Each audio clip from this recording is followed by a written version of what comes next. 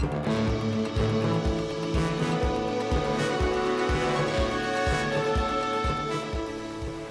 morning, and thanks for tuning in to WROR-TV. Today is our last practice broadcast in preparation for STN's Crazy 8 competition. That's right, in just 3 days, we'll only have 8 hours to plan, write, film, and edit a news broadcast in San Diego. You could say that the odds are against us, but our news team is ready for the challenge. Let's get on to the show. My name's Katie. And I'm Elizabeth.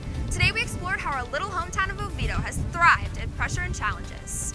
First, our reporters took a look at Hope, a local thrift shop dedicated to fighting poverty. Let's go to Carrie with the full story.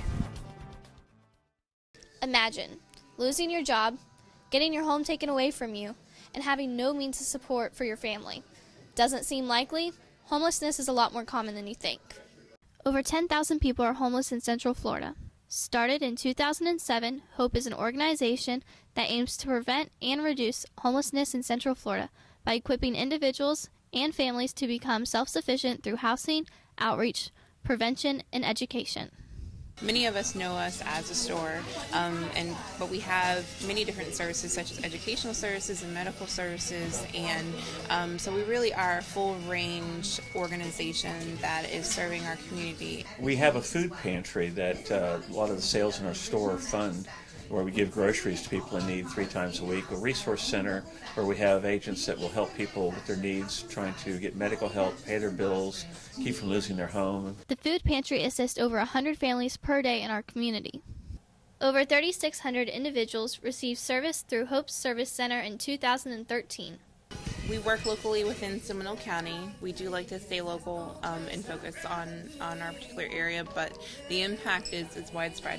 Hope has done a tremendous work in the community. It's helped thousands of people in times of need. A lot of people who are walking around every day you would never know are actually homeless, or who are what you would consider at poverty level. You get people that have lost their job and they can't make ends meet.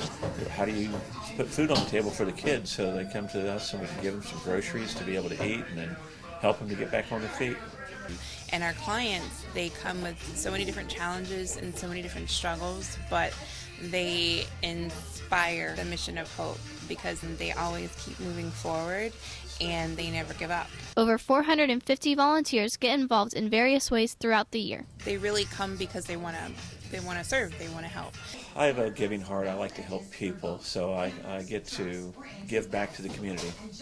It's a good place to volunteer at because it's just like a welcoming atmosphere. Like, I've never met somebody that isn't smiling here. Like, everybody's so happy to be working and helping. I think it's the best place to work at. Hope has kept families in crisis off the streets for the past 8 years. Lend a helping hand by becoming one of the hundreds of volunteers here.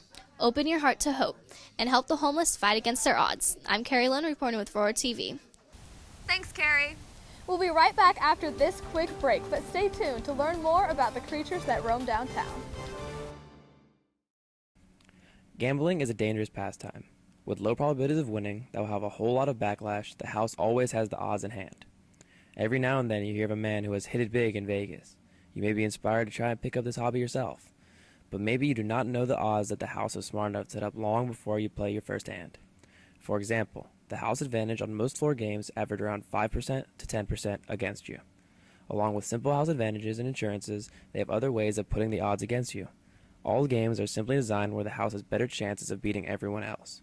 The best example of this is blackjack, where if one goes over 21 or under what the house gets, the house wins. Also, in a way to save themselves and their whole industry from losing money, they do not pay out the actual odds of a bet. They tend to way underpay the winner. Gambling, a dangerous game where the odds are wrong, against you, and difficult to beat. Sometimes you win, but most of the time, you will lose. On a lighter note, Elizabeth and I trekked through downtown to check out Oviedo's iconic mascot. Anyone who passes through Oviedo is sure to notice one thing: the chickens. The question of their place and role in our town is not a new one, but we spoke with several local people to hear their opinions.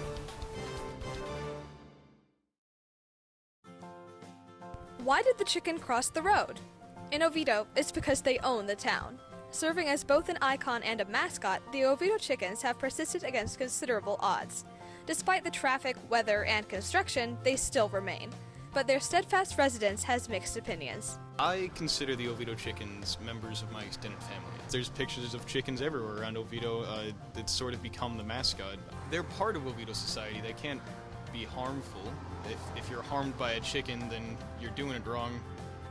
In the winter, we had a set of chickens that tried to come into the library. They learned how to walk in with customers as the glass doors opened, and then we would have to try and shoo them out. If they get too aggressive, we do call the animal control people, and they are relocated. But after a while, they come back. The Oviedo chickens are famous to its people, and they all interact in different ways. One of the moms was getting her kids out of the minivan, and a chicken hopped into her car. If a chicken comes up, starts begging for food at the door there, we'll throw some biscuits at it. The Oviedo chickens have been here longer than me, so I think that they should stay. I think at times they're kind of a nuisance because they tend to get in the road when I'm trying to drive, and even like when you try to shoo them, they go right back in the road, and they tend to cause already a bad traffic jam to be like worse. I love the Oviedo chickens. I'm a true Oviedoan, and I've lived here my entire life. Chickens 2016. I enjoy them, and I think the people here enjoy them a lot. Despite being an occasional nuisance, it looks like the Oviedo chickens are an integral part of our community and aren't going anywhere. That classic Oviedo constancy will come in handy in the big leagues in Southern California this week. It's almost time to travel across the country to show our stuff and, of course, to learn as much as we can. Thanks for watching this special edition of WROR-TV. Signing off, I'm Katie. And I'm Elizabeth. See you on the Golden Coast.